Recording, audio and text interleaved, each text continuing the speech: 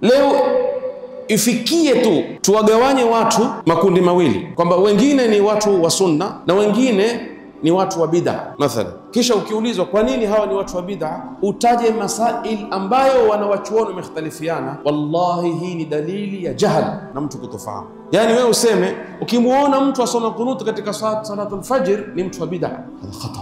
Ukimuona mtu asema bismillah kwa dhahiri akiswalisha ni mtu wa bid'a. Ukimuona mtu aomba dua baada ya swala ni mtu wa bid'a. Ukimuona mtu yuwafunga na mwezi wa kwao ni mtu wa bid'a. Ukimuona mtu anyoa ndevu ni mtu wa bid'a. Wallahi alazim, huyo mtu inaweza, sitaki kusema hana elimu, inaweza kuwa amesoma lakini hajafahamu. Tasema hivyo kwa heshima na ihtiram, nitasema hajafahamu, bal inafika marhala tuseme ni aibu kwa mtu msomi asema maneno haya. Ili nitumie lugha ya heshima ya adabu, nitasema hajafahamu. Huwezi ukawagea watu ukasema hawa ni watu wa sunna, hawa ni watu wa bid'a, kisha ukiulizwa kwa nini wataja masail ambayo wanazuoni wametofautiana.